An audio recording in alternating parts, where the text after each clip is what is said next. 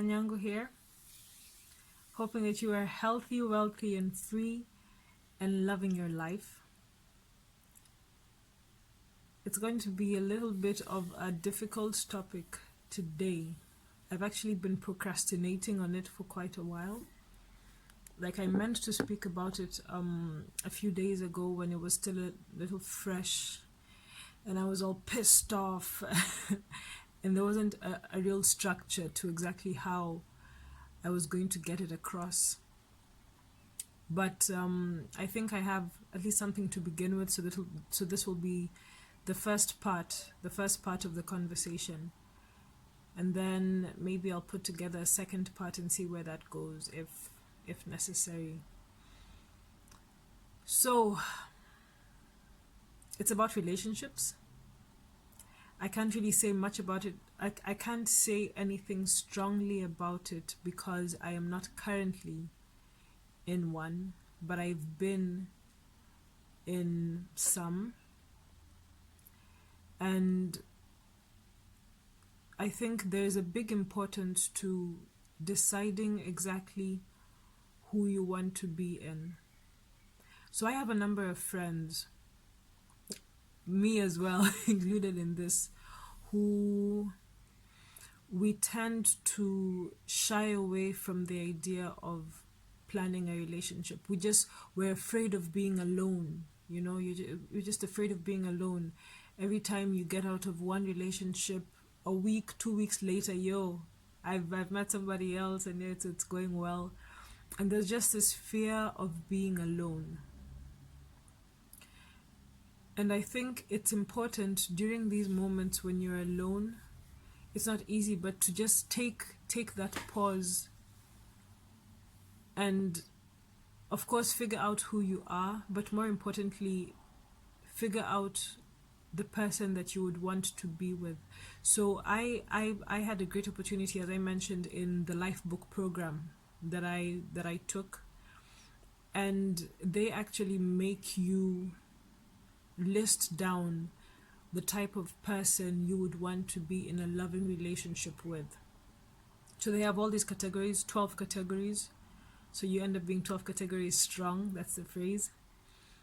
And they say that you need to really write down. So as I've mentioned previously, they make you go through four parts of all these categories. So for example, in this love relationship category, they make you list down the premise of your love relationship. For example, the person that I choose to be in a relationship is my choice. So I choose the person that I want to be in a relationship with.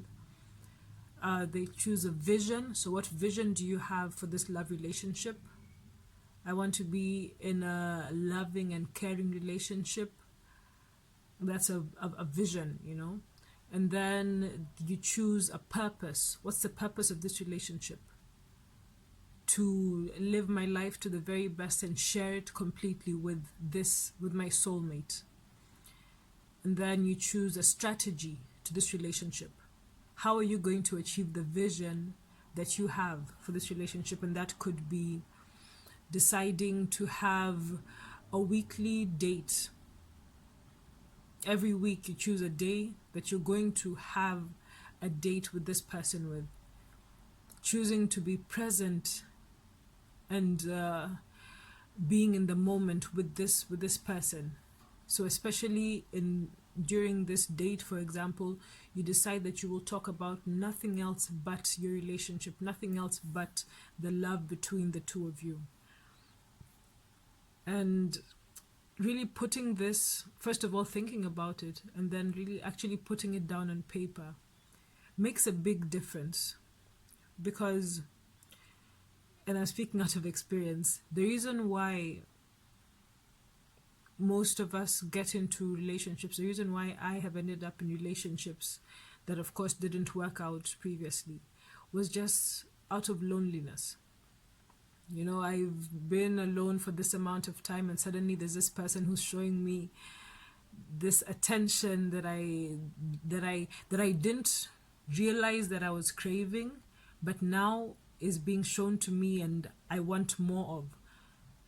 So even in situations where I have felt this kind of care before, and I know that it's not exactly what I need at the moment. For example, I decided that during this season I want to be alone, I want to get to know myself, and all that.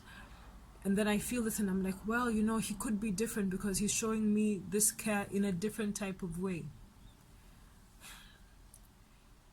And then things slowly start to de-escalate as the relationship progresses. That's the kind of care, the kind of affection that was being shown initially disappears, right? And then it's very important to have this PVPS, premise, vision, purpose, strategy, to fall back on, to go back to realize that this isn't exactly where I'm supposed to be. Because as a woman, I can relate, of course.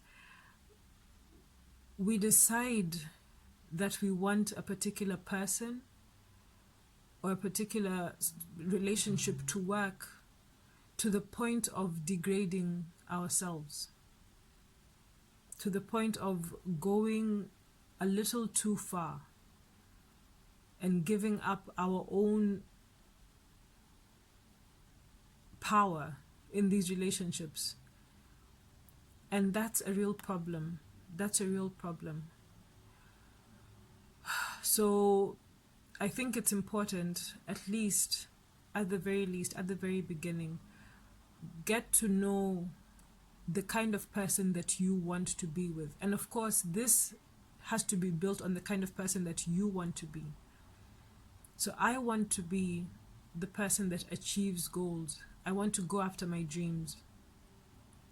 I want to help people, and I have a strategy for this goal, for this life goal that I have. Okay? So one of the premises of a love relationship, or my love relationship, would be that a love relationship is supportive of each other's goals, meaning that I will support him in what he wants and he will support me in what I want. So that at any point in the relationship, when I start feeling like what he is doing is hindering me from going after what I want, after what I've decided to do in my life, after what I want to accomplish in my life, then I know that there's a problem here. And then I realize that I need to take a step back and fix it and not give up my goals, because I support him and he supports me. Right?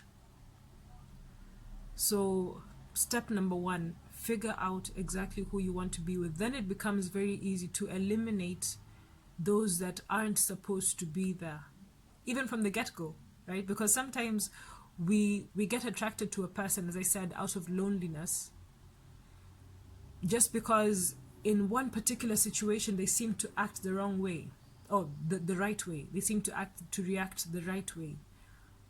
But then if you've written down these premises, then there are a number of boxes that they need to tick before they even become a possibility, right?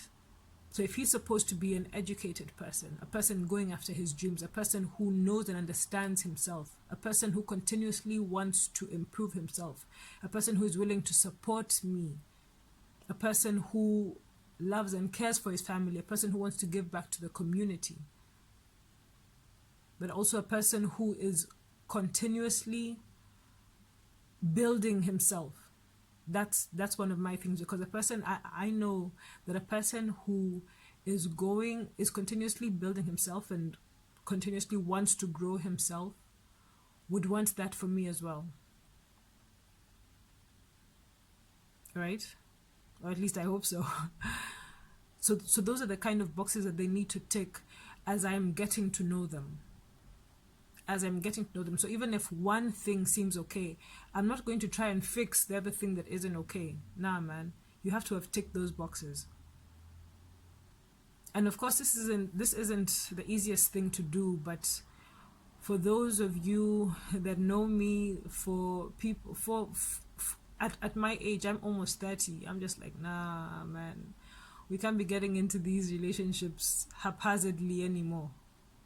At some point, we need to pause. We need to pause and figure out exactly where we want to go in everything. Otherwise, what are we doing? Jumping from one place to the other. What are we doing? Right? So, they said this is part one. I guess figuring out who you want to be in your life. Figuring out who you want to be in your life. Defining the partner that you want. I think that's pretty important. And then let's see what part two is going to be about. Okay. That's my gem for the day. I hope it gives you a little something to think about. Ciao.